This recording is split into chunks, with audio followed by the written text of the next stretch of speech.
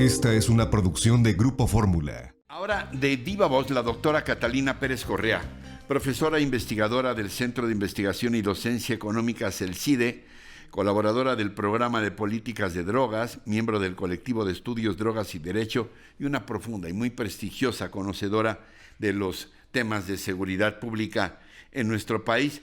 Doctora Pérez Correa, gracias por estar con nosotros. Buen día. ¿Qué tal? Buenos días.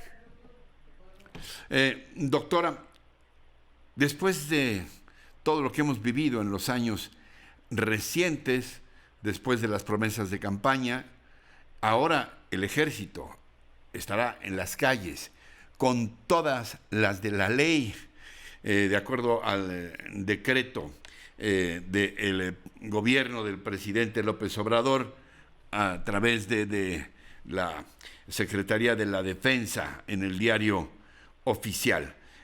¿Qué representa esta determinación histórica, doctora?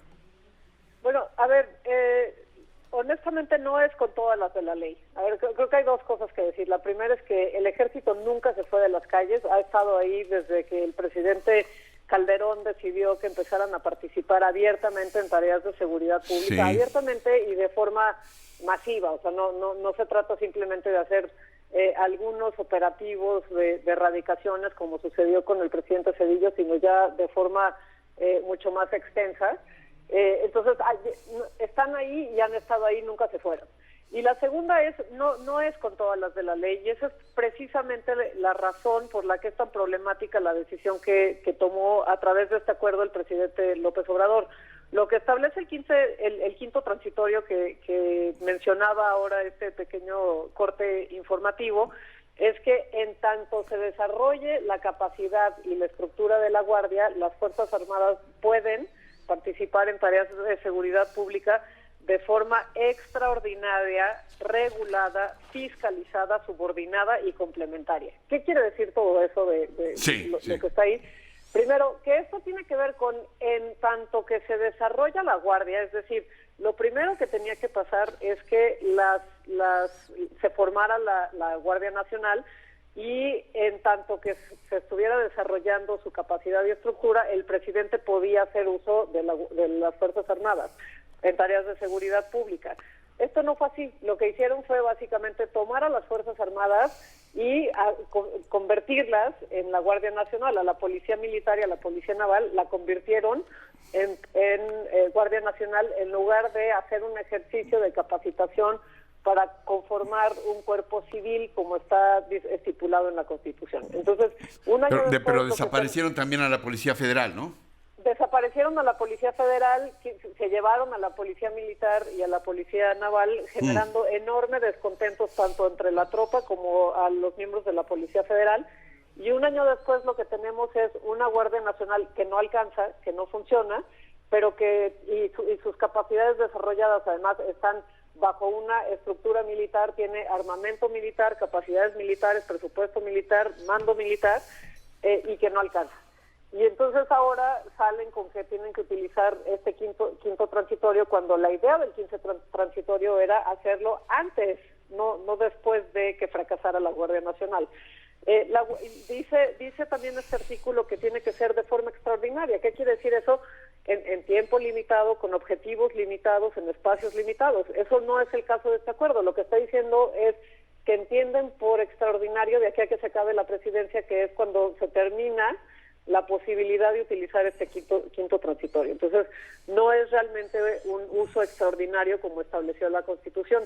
Luego, la parte de regulado, pues, ¿cuál es la regulación? No hay regulación. Ahí por ahí remite y dice no van a violar los derechos que están establecidos en la Constitución.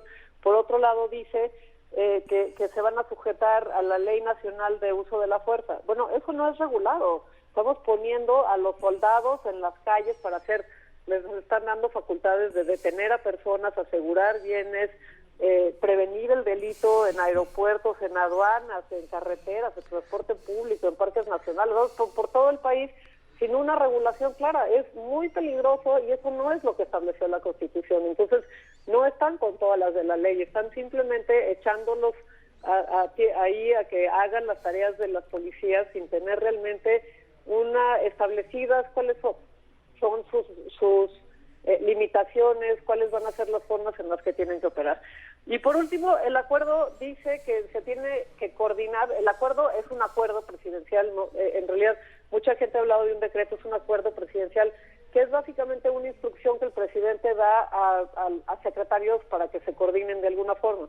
Entonces lo que está diciéndole es al secretario de Seguridad Ciudadana que se coordine con el secretario de la Defensa y con el secretario de la Marina para que hagan lo que está estableciendo el acuerdo.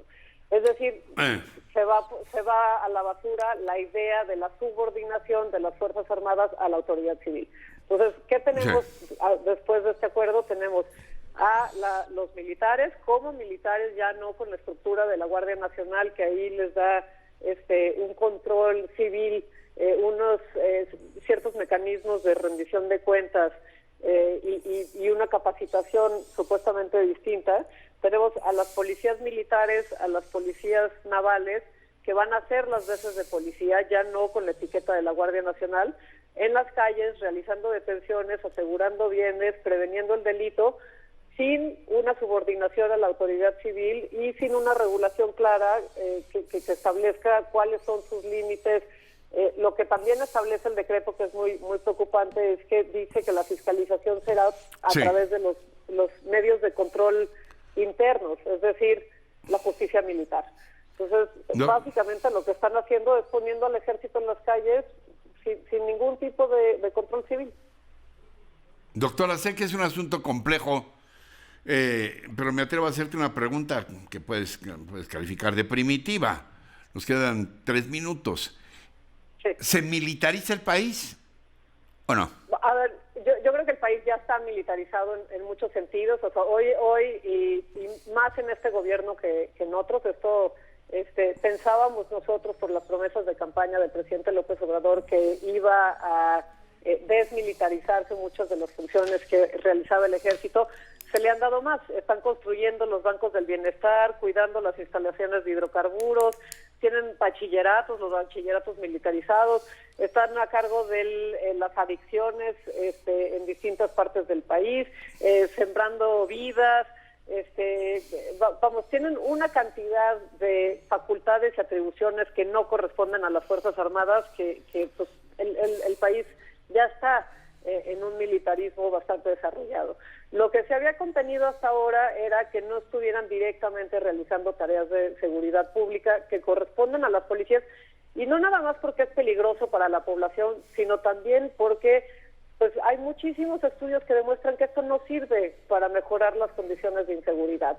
Lo que sirve para mejorar las condiciones de inseguridad es formar policías civiles que sean confiables con estrategias locales. Y entonces esto va en el sentido opuesto a lo que sería una buena política pública en materia de seguridad pública.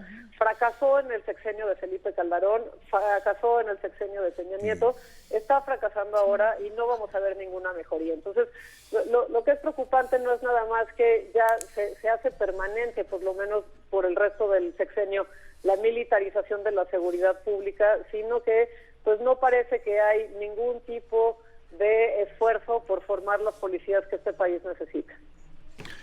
Doctora Catalina Pérez Correa, ¿algo más que quieras puntualizar para quienes nos ven y nos escuchan y que no te haya preguntado? Sí, a ver, yo una última cosa es que esto se está dando en medio de la epidemia del COVID. O sea, cuando se dio la creación de la Guardia Nacional, hubo una muy rica discusión entre la sociedad civil, en la que participó la sociedad civil, la oposición, pudo participar, y se llegó a un consenso acerca de que la Guardia Civil sí se formaría como lo quería el presidente, pero que iba a tener controles desde el Poder Civil.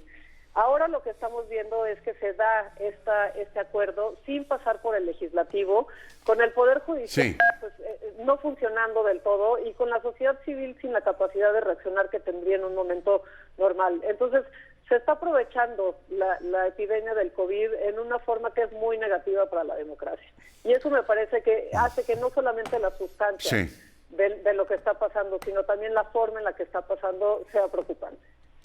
Pues como anillo al dedo. Doctora Catalina Pérez Correa, gracias de verdad. Ha sido muy aleccionador escucharte. Hemos aprendido mucho de ti esta mañana. Gracias.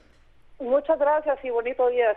Gracias, buen día. Encuentra más contenido como este en radioformula.mx.